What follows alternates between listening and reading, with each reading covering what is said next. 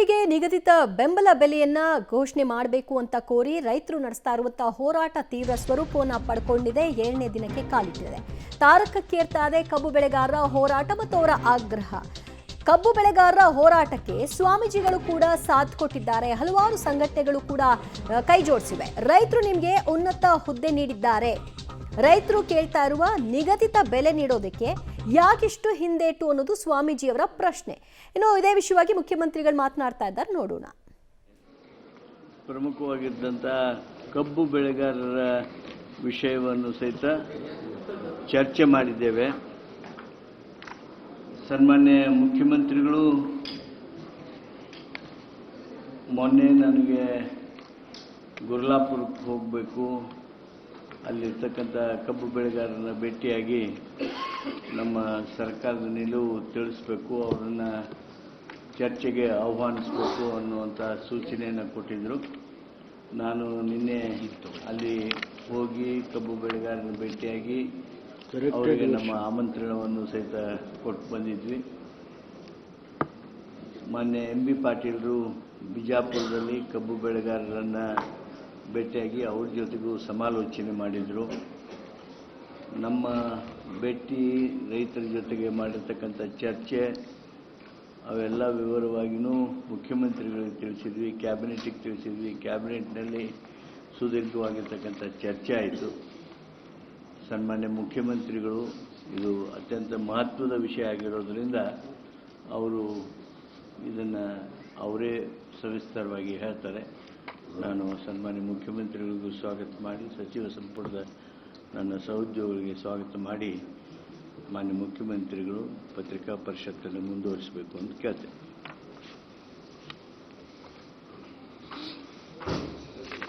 ಮಾಧ್ಯಮದ ಸ್ನೇಹಿತರೆ, ಈಗ HK ಪಾಟೀಲ್ ಸಚಿವರು ಪ್ರಸ್ತಾಪ ಮಾಡಿದ್ದಾರೆ. ನಾವು ಇವತ್ತು ಸಚಿವ ಸಂಪುಟದ ಸಭೆ ಇತ್ತು, ಪ್ರತಿ ಗುರುವಾರ ಸಭೆ ಮಾಡ್ತೀವಿ, ಅದರಂತೆ ಈ ವಾರನೂ ಕೂಡ ಇತ್ತು.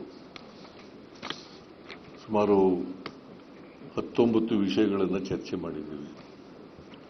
ಅವುಗಳ ಬಗ್ಗೆ ಏನು ತೀರ್ಮಾನ ಆಯಿತು ಅನ್ನೋದ್ರ ಬಗ್ಗೆ HK ಪಾಟೀಲರು ನಿಮಗೆ ಮಾಹಿತಿಯನ್ನು ಕೊಡ್ತಾರೆ. ಅದರ ಜೊತೆಗೆ ಕಬ್ಬು ಬೆಳೆಗಾರರ ಪ್ರತಿಭಟನೆ ಮಾಡ್ತಾ ಇದ್ದಾರಲ್ಲ, ಬೆಳಗಾವಿ, ಬಾಗಲಕೋಟೆ, ಬಿಜಾಪುರ ಮತ್ತು ಇತರ ಜಿಲ್ಲೆಗಳಲ್ಲಿ,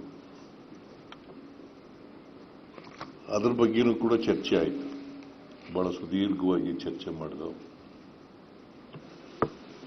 ನಾನು ಕ್ಯಾಬಿನೆಟ್ಗಿಂತ ಮುಂಚಿತವಾಗಿ MB ಪಾಟೀಲ್ ಜೊತೆ ಮಾತಾಡಿದ್ದೆ. ನೀವು ಚಿತ್ರದುರ್ಗ ಬಿಜಾಪುರ ಜಿಲ್ಲೆಯಲ್ಲಿ ನೀವು ಅಲ್ಲಿ ಹೋಗಿ ರೈತರನ್ನು ಭೇಟಿ ಮಾಡಿ ಅವ್ರ ಜೊತೆ ಸಮಾಲೋಚನೆ ಮಾಡಿ ಅಂತ ಹೇಳಿದ್ದೆ. ಜೊತೆಗೆ HK ಪಾಟೀಲರು ಬೆಳಗಾವಿಗೆ ಹೋಗಿ ಅಂತ ಹೇಳಿದ್ದೆ. ಅವರು ಕೂಡ ನಿನ್ನೆ ಹೋಗಿದ್ರು ಬೆಳಗಾವಿಗೆ. MB ಪಾಟೀಲರು ಕೂಡ ಹೋಗಿದ್ರು.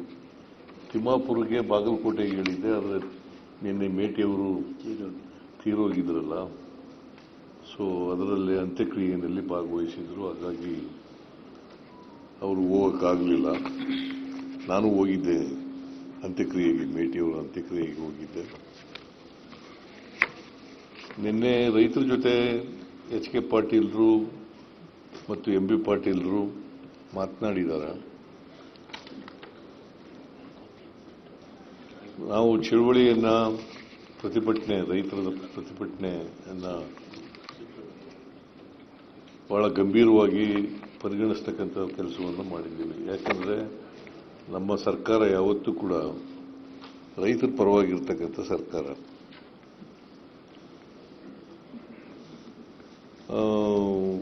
ಶುಗರ್ ಫ್ಯಾಕ್ಟ್ರಿ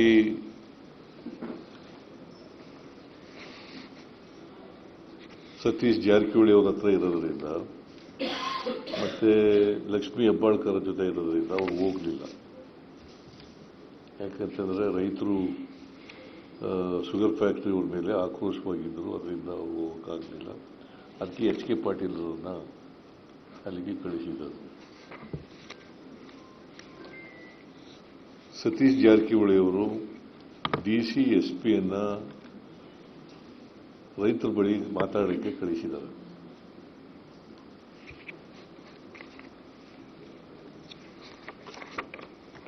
ಅವರು ಹೋಗಿ ಪ್ರತಿದಿನ ಏನೇನು ನಡೀತದೆ ಅದನ್ನೆಲ್ಲ ವಾಚ್ ಮಾಡಿ ರೈತ ಮುಖಂಡರುಗಳನ್ನು ಕೂಡ ಭೇಟಿಯಾಗಿದ್ದಾರೆ, ಅವ್ರ ಜೊತೆ ಮಾತುಕತೆ ನಡೆಸಿದ್ದಾರೆ.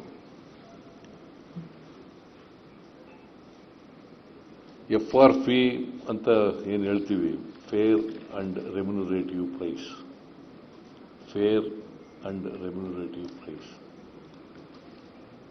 ಇದನ್ನು ನಿಗದಿ ಮಾಡ್ತಕ್ಕಂಥವರು ಕೇಂದ್ರ ಸರ್ಕಾರದವರು. ಪ್ರತಿ ವರ್ಷ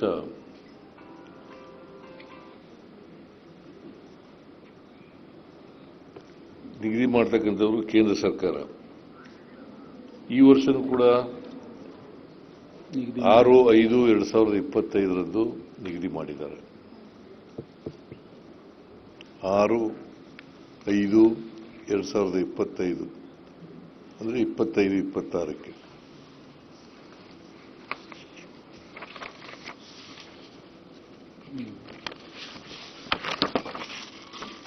ಎಷ್ಟು ನಿಗದಿ ಮಾಡಿದ್ದಾರೆ ಅಂತಂದ್ರೆ 25-26ನೇ ಸಾಲಿನಲ್ಲಿ ಕಟಾವು ಮಾಡುವ ಕಬ್ಬಿಗೆ ನೀಡಬೇಕಾದ FRP ಒಂದು ಟನ್ನಿಗೆ 10.25 ರಿಕವರಿ ಇದ್ದರೆ 10.25 ರಿಕವರಿ ಇದ್ದರೆ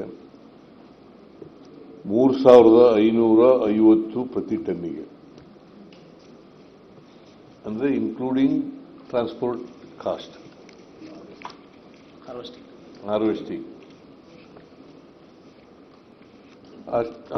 ಅಂಡ್ ಟ್ರಾನ್ಸ್ಪೋರ್ಟ್ ಅಲ್ಲ, ಕಟಿಂಗ್ ಆ್ಯಂಡ್ ಟ್ರಾನ್ಸ್ಪೋರ್ಟ್ ಎರಡು ಸೇರಿ 3,550 ರೂಪಾಯಿ ಒಂದು ಟನ್ನಿಗೆ. 10.25ಕ್ಕಿಂತ ಜಾಸ್ತಿ ಇದ್ರೆ ರಿಕವರಿ ಅದಕ್ಕೆ ಪ್ರತಿ ಕ್ವಿಂಟಾಲ್ಗೆ 0.1 ಹೆಚ್ಚುವರಿ ರಿಕವರಿ ಬಂದರೆ, 10.25ಕ್ಕಿಂತ ಜಾಸ್ತಿ 0.1 ಹೆಚ್ಚು ರಿಕವರಿ ಬಂದರೆ, ಹೆಚ್ಚು ರಿಕವರಿಗೆ 3.46 ರು 3.46 ರು ಅಂದರೆ ₹3.46 ಅದಕ್ಕೆ ಕೊಡಬೇಕು ಅಂತ ಹೇಳಿದ್ದಾರೆ. ಸಪೋಸ್ ಅದಕ್ಕಿಂತ 10.25ಕ್ಕಿಂತ ಕಡಿಮೆ ಬಂದರೆ, 1% ಕಡಿಮೆ ರಿಕವರಿ ಬಂದರೆ, ಕಡಿಮೆ ಬಂದ ರಿಕವರಿಗೆ ಅದನ್ನು 3.46ರಷ್ಟು ಕಡಿಮೆ ಮಾಡುತ್ತಾ ಹೋಗುವುದು. ಕಡಿಮೆ ಬಂದರೆ ಕಡಿಮೆ ಮಾಡ್ತಾ ಹೋಗೋದು, ಹೆಚ್ಚು ಬಂದರೆ ಹೆಚ್ಚು ಮಾಡ್ತಾ ಹೋಗೋದು. ಇದು ಎಲ್ಲಿವರೆಗೆ ಅಂತಂದರೆ 9.5ರವರೆಗೆ. 9.5 ರಿಕವರಿ ಇದ್ದರೆ, ಆಮೇಲೆ 9.5 ರಿಕವರಿ ಇದ್ದರೆ ಮತ್ತು ಅದಕ್ಕಿಂತ ಕಡಿಮೆ ಇದ್ದರೆ ಪ್ರತಿ ಟನ್ನಿಗೆ 3,290.50 3,290.50 ಇಷ್ಟನ್ನು ಕೊಡಬೇಕು ಅಂತ ತೀರ್ಮಾನ ಮಾಡಿದ್ರು. ಇದು ಯಾರು ತೀರ್ಮಾನ ಮಾಡಿರೋದು? ಕೇಂದ್ರ ಸರ್ಕಾರ. FRP ತೀರ್ಮಾನ ಮಾಡೋದು ಕೇಂದ್ರ ಸರ್ಕಾರ, ರಾಜ್ಯ ಸರ್ಕಾರ ಅಲ್ಲ.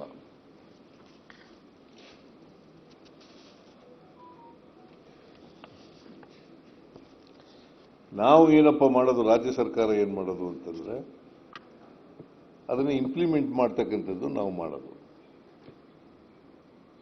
ಶುಗರ್ ಫ್ಯಾಕ್ಟ್ರಿಯವರು ಜೊತೆ ಮಾತನಾಡಿ ಅದನ್ನು FRP ಏನು ನಿಗದಿ ಮಾಡಿದ್ದಾರೆ ಕೇಂದ್ರ ಸರ್ಕಾರ ಅದನ್ನು ಜಾರಿ ಮಾಡ್ತಕ್ಕಂಥ ಕೆಲಸ ಮಾಡ್ತಕ್ಕಂಥದ್ದು. ಇದು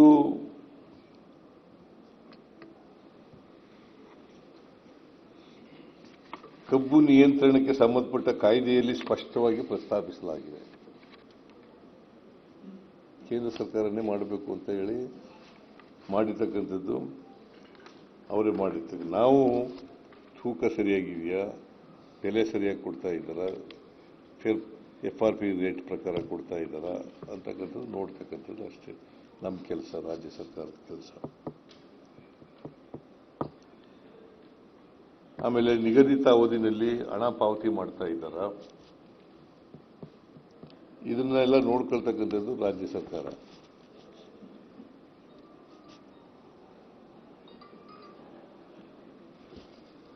ಬರೀ ಬೆಲೆ ನಿಗದಿ ಮಾಡೋದು ಅಷ್ಟೇ ಅಲ್ಲ ಕೇಂದ್ರ ಸರ್ಕಾರದ್ದು, FRP ರೇಟ್ ನಿಗದಿ ಮಾಡೋದು ಅಷ್ಟೇ ಅಲ್ಲ ಕೇಂದ್ರ ಸರ್ಕಾರದ್ದು.